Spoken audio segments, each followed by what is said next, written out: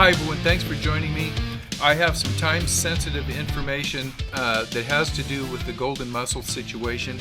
And I'll just say before we get going here, this is not the In Deep on the Delta weekly fishing report. We'll have that loaded up a little bit later. But this is for all of you anglers who may be heading up to especially New Melones Lake. This will be of special importance to you. Some of you guys that may be fishing Berryessa, and maybe some of you kayak anglers, guys that are running up to these different lakes in various watercrafts. So this is the situation, and pay very close attention. It's kind of the information that we're getting is a little bit convoluted, and you just pay close attention. So New Melones, as of Saturday, the 7th, last Saturday, New Melones is closed down to boating, and there's going to be a 30-day quarantine, just like what happened up at Berryessa a week or two ago.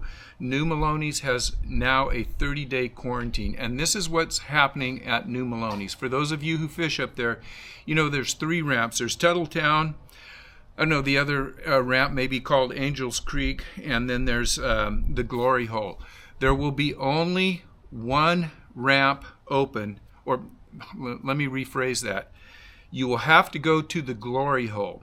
If you go to Tuttletown or Angels Creek, they will not have a ranger there. There will be a ranger posted at Glory Hole, and you have to go to the lake to get your band, and that is a sticker and a band on your boat and trailer. Once you get that band, you are on a 30-day quarantine. After that 30 days, you can go back to New Melones and you can enter the lake and fish.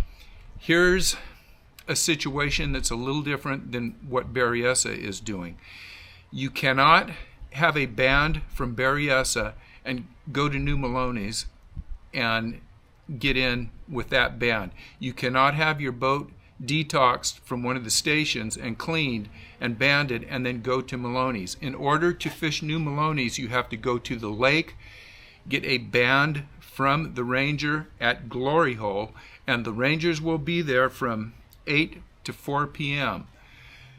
So you have to go to Glory Hole and get your band from New Melones. You're going to have to go home, wait 30 days, come back, and then once you go to New Melones, it'll be the same kind of situation. You have your band, and you have a band on the boat and a sticker. They'll let you in. If you leave New Melones, you have to be out of there by 4 o'clock so that when you're coming out, they can reband your boat. So think about that. And let's just say a situation that may come up. If you were at New Melones last Saturday on the 7th, you would not be able to get into the lake, but they would have put a ban on your boat as of the 7th. Now, for you guys that might have been there on Saturday, you have 30 days to be in quarantine. Now, if you go there in a week or so, whatever the date is that you get your band, it's going to be a 30-day quarantine before you get back into New Melones. At this point, if you are in a kayak or a wakeboard or a float tube, any non-motorized vessel, I believe you are good to go. They want to make sure that you have your kayak clean, drained, and dry before they let you in. They're going to inspect you, but I think you guys are okay to get into New Melones. Now, when it comes to Berryessa, this banding situation has been in place for a couple weeks now. If you have your boat detoxed, it has to be performed by Solano County Water Agency trained staff. So it has to be an approved person that's done the cleaning and done the banding. Then you could go right to Berryessa and enter the lake. As you come out, they will reband it, and you will be allowed back into Berryessa. Remember, if you go to Berryessa, you've got a clean boat, you get it banded, you come out, you get that boat banded. That's not going to allow you to go to New Melones. New Melones will not accept any bands that have not been issued from the lake. And the way that I understand this is we're all going to have to bear with everyone for the next 30 days, 60 days, whatever, and hopefully all the lakes will sooner or later be under the same protocol. So that one last thing, one of the reasons that Obviously, the delta is the epicenter of where these golden mussels are, and they're doing all this to prevent the spread of the golden mussel. One of the reasons that you're hearing so much about Berryessa, and I'm sure you're going to hear a lot about New Melones, is that these two lakes are, we'll call it high on the list of problem children for the golden mussel. I think Berryessa is rated number 1. Melones is rated number 3. I forget who's rated number 2. But the reason they have to be real careful with these lakes, especially Berryessa and Melones, because they have, it's kind of like the perfect storm. They have the right substrate for these things to grow and flourish. They have the right calcium, the right quality, water quality, that if they get any of these mussels in there, they feel like they're going to really take off. Problem with the mussels, unlike zebra mussels or quagga mussels, they multiply much quicker.